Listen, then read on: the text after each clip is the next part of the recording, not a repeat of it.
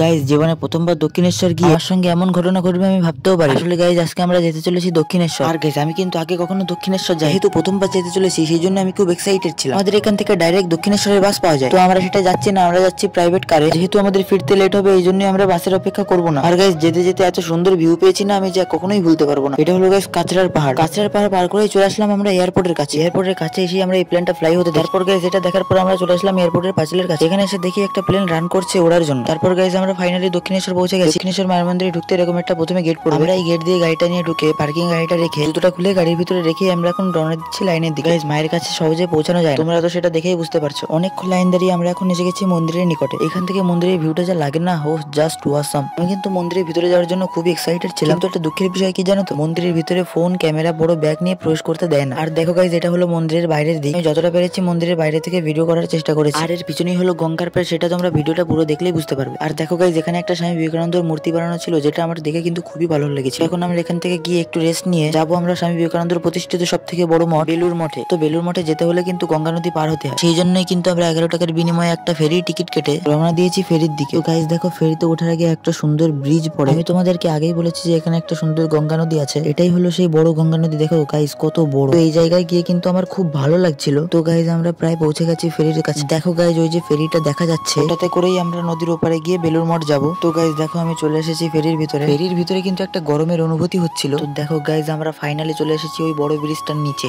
ও sorry একটা না, এখানে পাশাপাশি দুটো ব্রিজ আছে। এখানকার দুটো ব্রিজই কিন্তু খুবই বড়। আগের ব্রিজটা তোমরা নিশ্চয়ই দেখেছো। আর দেখো গাইজ এটা হলো ওই পাশের ব্রিজ। জলের মধ্যবর্তী স্থান থেকে ব্রিজের ভিউটা কিন্তু খুবই সুন্দর লাগে। আর গাইজ এই নদীর আশেপাশের এলাকাগুলো দেখতেও কিন্তু খুবই সুন্দর লাগে। দেখো গাইজ দূরে একটা ফেরি দেখা যাচ্ছে। ফাইনালি গাইজ আমরা চলে এসেছি নদীর এপারে। আর গাইজ তোমরা বললে হয়তো বিশ্বাস করবে না, দক্ষিণেশ্বর থেকে এপারে বেলুর মঠ আসতে সময় লেগেছিল প্রায় 45 মিনিট। তারপর গাইজ আমরা ফেরি থেকে নেমে রওনা দিয়েছি বেলুর মঠের উদ্দেশ্যে। ফেরিতে আসলে একটা সুবিধা হয় কি জানো তো, নদী পার করে এপারেই হলো বেলুর মঠ। আর গাড়িতে গেলে প্রায় 6 কিলোমিটার ঘুরে তারপর বেলুর মঠ পৌঁছাতে হয়। ফাইনালি গাইজ আমরা বেলুর মঠ পৌঁছে গেছি। বেলুর মঠে পৌঁছে এই মন্দিরটার ভিতরে ঠাকুরকে প্রণাম করে ফাইনালি আমরা চলে এসেছি স্বামী বিবেকানন্দের প্রতিষ্ঠিত সব থেকে বড় মঠ বেলুর মঠে। আর গাইজ আমি ছবিতে দেখে বুঝতে পারতাম না যে বেলুর মঠ এত বড়। দেখো এটা হলো বেলুর মঠের সামনের ভিউ। আর আমি যতক্ষণ এই বেলুর মঠ ঘুরছি, চ্যানেলটাকে লাইক সাবস্ক্রাইব ও ফলো করে দিও। আজকের মতো ব্লগটা এখানেই শেষ করছি। বাই।